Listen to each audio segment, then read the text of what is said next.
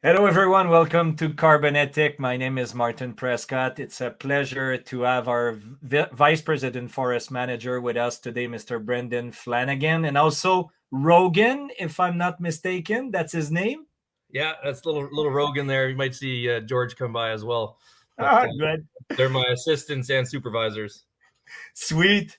So, it's a Meet the Team series where the people, can meet actually people being involved in all of our operations, Brendan, as much on the carbon ethics side and also on the ethics stream side. So, we had already some interviews, with both of our CEOs, Brent Tolmie and Josh Soloway.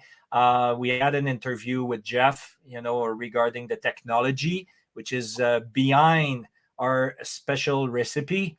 And of course, there are two things that I want to discuss with you today. First, to identify the fact that our CEO, Brent told me, is a fourth generation logger.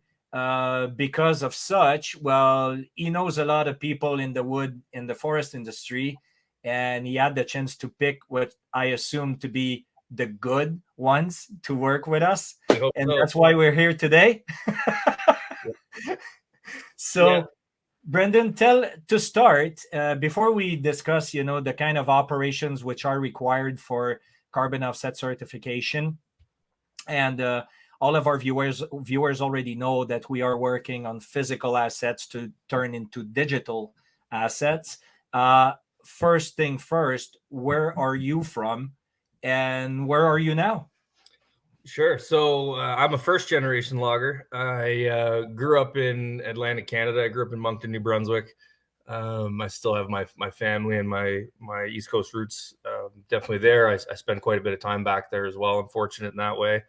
And in 2000, 2008, I moved out here full time. By here, I mean Vancouver Island. So, Okay.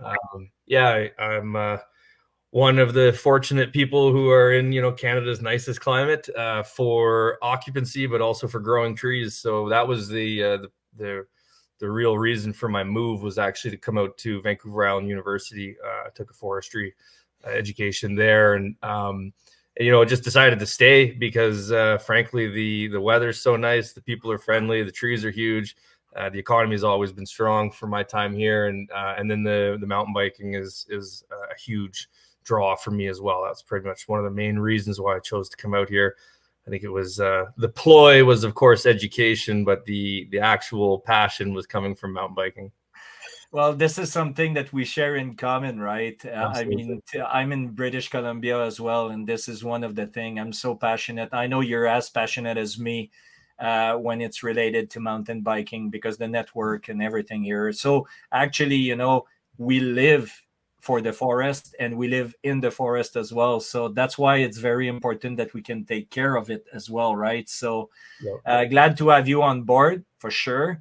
Now, it's a complex thing to deliver. It's multi-stack of different technologies that your team has to provide. So first thing first, I would say, what is the core of your responsibilities as a VP Forest Manager for CarbonEthic?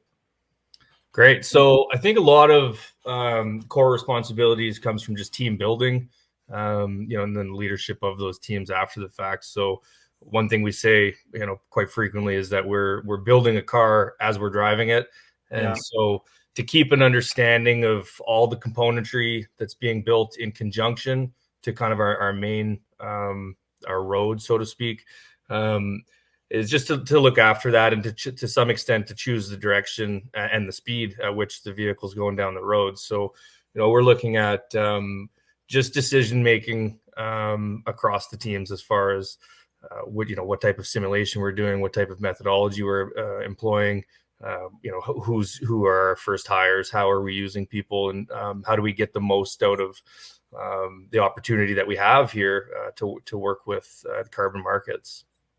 So what is actually so? Correct me if I'm wrong, because of course you know better than I do. But first, we have drone pilots who needs to fly these drones, which are autonomous. So they need to be programmed a specific path, and from there actually specific height to get, you know, the better picture with all the different kind of tools that we are using. So managing the drone team is one thing. Also, there's boots on the ground, so we need actually forest employees to go down and validate what we call the baseline, if I'm That's not right. mistaken. Yep. And so you need to certify that all of these data that we do collect from our drone flights can be validated with boots on the ground, correct? Yeah, that's exactly it. So, we fundamentally believe that granular data in the forest is more worthwhile than kind of blanketed data. And so we want to be able to say for certain that, this tree or this patch operates in this way, and that's different from another tree or another patch or another forest altogether. And so being able to use all the tools and the resources that we have is one thing, but it's an iterative process in that we start knowing that's not where we're going to finish. We know that we're going to get to that level of granularity. We're going to get to that level of understanding that we can really stand on, as opposed to just using planning and landscape level kind of forestry prescriptions, status quo forestry, so to speak. And that really, the root of that comes from utilizing technology and doing everything that we're doing, but then it's actually fact checking it as well, making sure that we're actually quite a bit on the mark as far as hitting the bullseye to accuracy. And that adds a lot of just validity. It makes my life easier as far as standing up these projects, speaking with stakeholders, and just trying to be an educator as well for such a nuanced and growing market. So it's it's been a really interesting ride so far. I mean, just an amazing experience as far as trying to take all this new information in, trying to deal with the complicated problems that exist, and it's just a really exciting time. And actually working in one of the biggest project in the world, being 4.2 million hectares.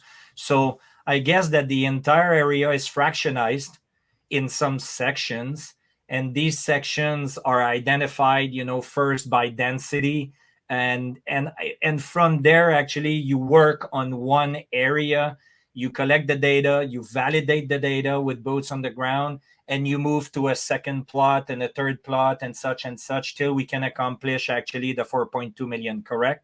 Yeah, so we're submitting essentially a grouped project. So we're submitting something that's a component of a larger piece. So it's a small portion of the garden is our area of study initially, and then as we move through the validation and verification processes, we'll be able to expand the size of the project quite easily just through a repetitive process, so all the same technology and measures.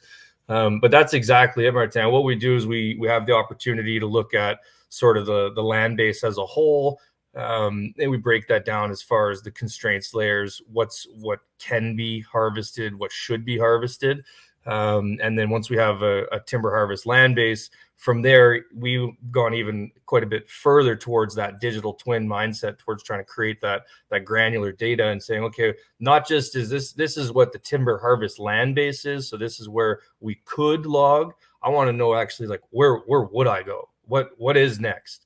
And so to be able to focus on those areas requires a lot of unstructured forestry knowledge. So it's a lot of like harvest economics and forest management, and just understanding what's feasible as far as road construction and access and that sort of thing. So we start with something that's quite a bit wider, and then we narrow it down further and further and further until ultimately our goal is to be able to click on the top of one tree inside one area of interest, inside one polygon, inside one stand, inside one landscape unit, inside one of these many larger components, and to be able to talk about just that tree relative to the geographic boundary of the whole and everything in. So it's a very layered process. There's a lot of data.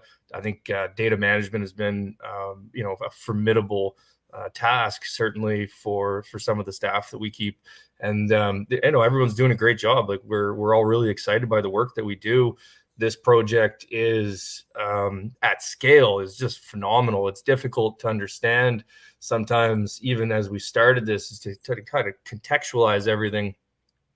It's like Vancouver Island is, a little over 700,000 hectares. And for us to be talking about 4.1 million it's massive. So it's a massive land base to break down. And you want to be able to, of course, defend every single decision that we've made. And so, it's a lot of layers to the onion. But it's great. A really good time. We're super, super lucky to have such a tremendous scale and to have such an opportunity. The work that we've been doing on most recently is an area that I'm relatively familiar with through the early years of my career. And it's always been identified as like this wood basket that, it's so useful. There's so much fiber there.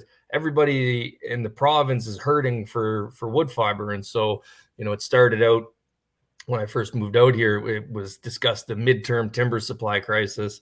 And of course, that midterm is now the short-term timber supply crisis. And so when everybody else in the province, if you consider the province to be a fiber basket, province of British Columbia, where everybody else is losing their opportunity to harvest, they're having removals and reductions to their land base. We're operating in one of the few timber supply areas that's got a 59% increase. So not only is this an area that with the right economics becomes incredibly sought after, it's actually even worse than that. It's very much under threat as far as just how much is available. So neighboring timber supply areas are in, they're being halved. So if you could consume one, now you can consume half. Where this timber supply area for our client here is actually greater than 50% better. So just a really important project to stand up as well. We've got contiguous boreal forest that's home to a ton of forest species and biodiversity, flora and fauna. And so to keep it intact, to keep it as far as avoiding emissions and as far as avoiding some degradation of the sites, it's just really important that we get this one off. This is a valuable piece of land to the province of British Columbia. So from the beginning, you started the process with some flights to test the equipment. I mean, day one, if we're talking about, forest operations. And after that, you got the mapping, which you had access to. So the forest team started working on maps first. Of course, we're in Canada, and we're talking about up north British Columbia. So there's still snow up there, from what I do understand. And when do you consider it's going to be possible to have valid data coming from these drone flights and start really putting boots on the ground in that specific location where we have our active management agreement with our Indigenous partners? So when, like April, I guess May? Yeah, that's it. So some of it's to be determined here as far as just our operations go, but we could do it tomorrow if we were there and the seasonality was correct. As far as getting airborne, collecting the remote sensing data and manipulating it and using it in our proprietary methods. This is something that we've already been doing. So to be able to get up there and do it is, we're chomping at the bit. So it'd be certainly springtime, like you mentioned. The weather up there it's a different program. Access, it can take, it's quite remote, and so just to get everybody up there, to get all the equipment and trucks and the hard assets into the area with places to stay and food to eat, it's quite a thing. So we just want to make sure that the prototype work that we've done on the coast and elsewhere is going to be valid. And ultimately, we started by doing more complicated forest types and more complicated flight plans than we're anticipating in that region. So if anyone's been to Vancouver Island or to the coastal BC area, I mean, the topography this is operationally, as far as forestry goes, this is the most difficult part of the planet to operate in, and this is where we trialed everything to do with our remote sensing. So we took it seriously from the start, obviously, and just really looked at if we can't do it complicated, then we probably can't do it simple. So now that we know we can do it in a complicated environment, as the trees get smaller, as the topography gets more homogeneous, I can only see our outcomes improving. So our goal at the end of the day is to surpass, if I'm not mistaken, Brendon, all different kind of certification protocol, but still, like partners, emitters on the planet are looking for very specific product. From now, a lot of these guys are looking for Verra VCS certified carbon offsets. So I know that right now you're working very closely to deliver the product development documents and everything which needs to be provided for the certification process. But at the end of the day, can we say that what we are delivering as technology surpass actually these protocols? Absolutely. So obviously, one of our core beliefs is that the quality of a credit that's created is imperative. It's extremely important, and we want to be able to stand on our 10 toes on every single credit. And so when we look at how do we deploy those credits, and what methodology do we choose, and how do we regulate ourselves internally, we landed on the VCS after reviewing pretty much everything. And so the verified carbon standard is the I hate to say it's the gold standard, because that's the name of another one, but it's the pedigree that the market requires. And so when you break down the project by project realities and relevancies, it proves that there's value to the project. And so that's, to us, just proving that there's value is kind of our that's where we're going to start, by going into the digital twin, by going into granular data, by going into all this, additional remote sensing, and by applying it with a very conservative logic. We're able to, I think, add a ton of credibility to the project that we're offering the world. And that's really been, like I said, one of our core beliefs from the start, is just to do it better than just what is accepted. A lot of our project submission, how I've been working recently, is just to make sure things are streamlined and concise, relatively clear. So instead of trying to make it so academic that nobody can digest it, we want it so that people understand where we're talking about, what we're talking about, and how we want to go about this project. And then just having it easily digestible for the community at large, so for all the stakeholders involved, from production to consumption. And yeah, we can definitely get there quite easily. The Verra methodology, the methodologies that there are to choose from, they each have their own benefits, so to speak, or some have more options to do one thing, less to do another. But what's ultimately really important is that inside those methodologies, there's a monitoring plan, and there's all kinds of requirements that are set out from a third party on us to say, okay, well, once we begin, what's next? Where are you going with this next? And so from day one, we've known this is an iterative process. And so we're going to be able to update our forest inventory, update our assumptions, and make sure that the credits that we're kicking out from these areas of interest are incredibly valuable, in that they're accurate. It's correct. And that's really the goal for me. I mean, a lot of my personal stake here as a forester is just, I like this stuff. I want to talk about it, and I want to know what's correct. These are kind of new values, new units of measurement. The change in total ecosystem carbon stock is not something that I discussed in my academic years, or even through my career for the majority. And so these are new focuses, and I want to make sure that what we're putting out there is legitimate. That's super interesting. And once again, Brendon, thanks again for your time. Like, I'm so happy that we're all aligned regarding our goals, and everything was about from day one. You've been there since day one, right? Same as Yeah. me.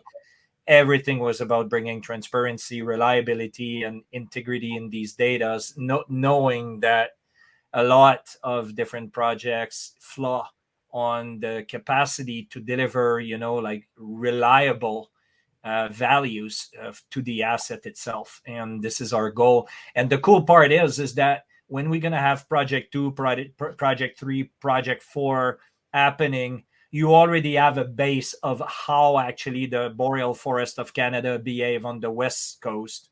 And from Yeah. there you can apply a lot of what you learn on the project 1 to deliver actually, project 2. So I assume that down the road it's going to get easier, because the experience, now you have a background, you've got some knowledge, the Mhm. AI and the machine learning is doing its process. It's going to be easier for the other projects to come, right? I think so. Yeah, I think that even inside our own submissions, our group project, once you have the recipe for one cookie, we can go bake the whole sheet. Yeah. We're really perfecting that cookie right now.